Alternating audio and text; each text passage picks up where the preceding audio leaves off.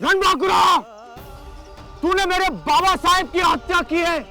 आज से तू मेरा सबसे बड़ा दुश्मन है। मैं अपने पिता की हत्या का बदला तुझसे लेकर रहूंगा। महारानी साहब, हमें जल्द से जल्द इस क्षेत्र से निकलना होगा।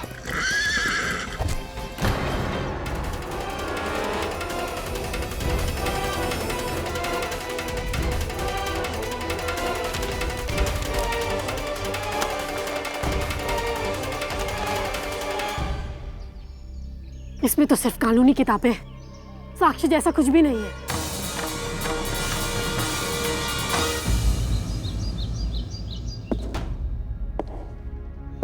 युवराज किसे लेकर आ रहे हैं? युवराज किसे लेकर आ रहे हैं? ये तो महाराज है। ये क्या हुआ महाराज को? ये तो महाराज है।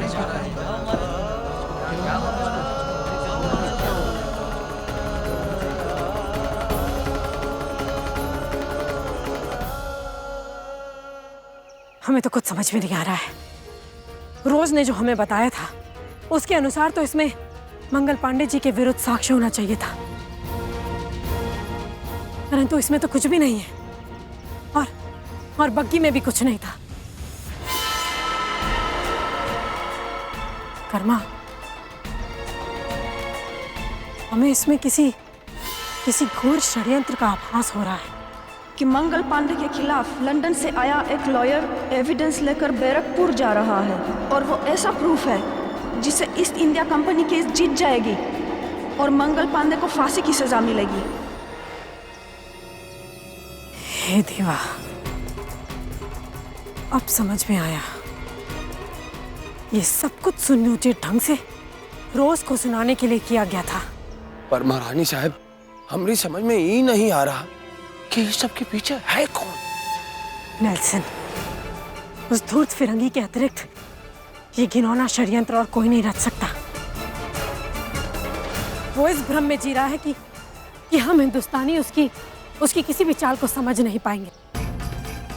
सच तो ये है कि इन धूर्त फिरंगियों को आभास हो गया है कि पूरे हिंदुस्तान में महाक्रांति की जो आग फैली है वो इन्हें हिंदुस्तान में ज्यादा दिन तक टिकने नहीं देगी। इसीलिए ये हमें आपस में लड़ाना चाहते हैं।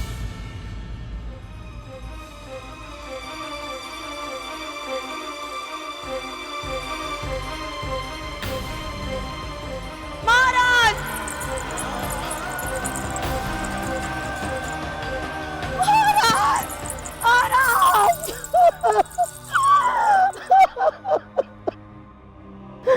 हे भगवान, किस बात का प्रतिशोध ले रहे हमसे? क्या बिगाड़ा था इन्होंने किसी का?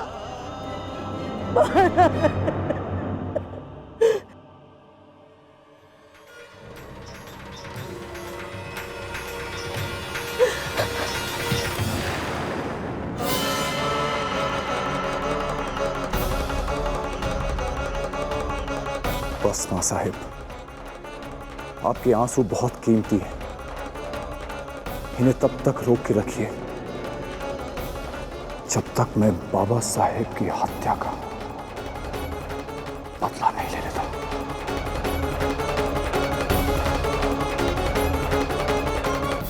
नेल्सन ने अपने स्वार्थ की पूर्ति के लिए मोट के महाराज शिवराज पर गोली चला दी। नहीं महारानी साहब, वो धूर्त नेल्सन आपकी हत्या करना चाह रहा था। परंतु बलि की वेदी पर तो कोई और चढ़ गया ना कर्मा। वो हमें पकड़ने के लिए साक्ष्य का खेल खेल रहा था और जब उसमें असफल हो गया तो मोट के महाराज पर गोली चला दी। आज नहीं तो कल मोट भी झांसी का शत्रु बन जाएगा और ये धूर्त फिरंगी यही चाहते हैं कि हम आपस में ही लड़ते मरते रहें। परंतु नेल्सन भ्रम में जी रहा है, भूल गया है कि लक्ष्मीबाई उसके दिन गिन रही है। दिन। कर्मा, तुम मोट जाओ और वहां पे क्या क्या हो रहा है उस पर सूक्ष्म दृष्टि रखो। नेल्सन अवश्य युवराज के कंधे पर रखकर बंदूक चलाना चाहता है। जैसी आपकी आज्ञा महारानी साहब, हम मोट जा रहे हैं और पल पल की पर्याप्त सूचना आपको देते रहेंगे। ठीक है, हम भी ताते गुरु से मिलकर विचार विमर्श करते हैं। जी महारानी साहब।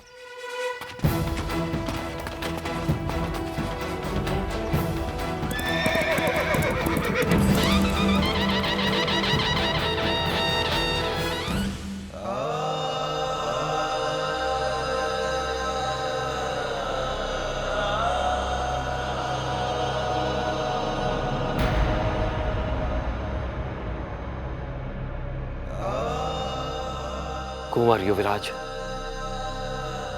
महाराज के दाह संस्कार की अंतिम विधि संपन्न हो चुकी है। उनकी अस्थियों को गंगा में विसर्जित कर अंतिम विधि भी संपन्न कर ले।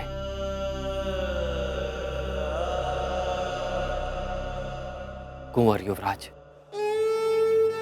सचमुच ये हम सब के लिए बहुत ही दुख की घड़ी है, परंतु सब कुछ तो हमारे हाथ में होता नहीं।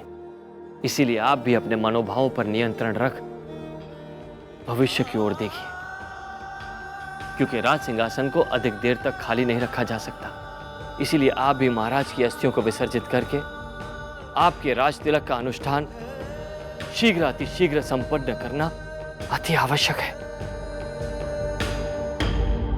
पुरोहित जी, आप पंचांग देकर राज तिलक का शुभ मुहूर्त निकालिए। बंद कीजिए ये सब। ना ही ये अस्थियां विसर्जित होंगी और ना ही राज्याभिषेक होगा।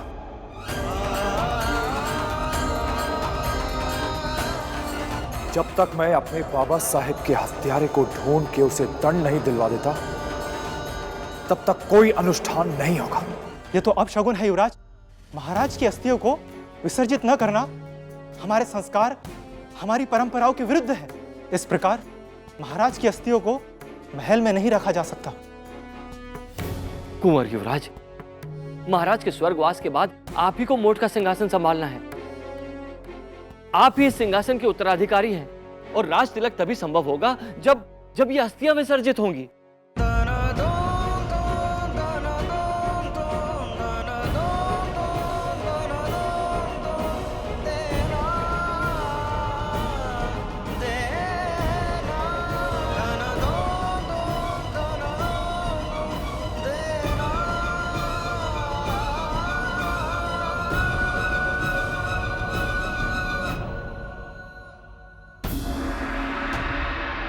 मैं इस सिंहासन पे तब बैठूंगा जब मैं अपने निर्दोष पिता के हत्यारे को ढूंढकर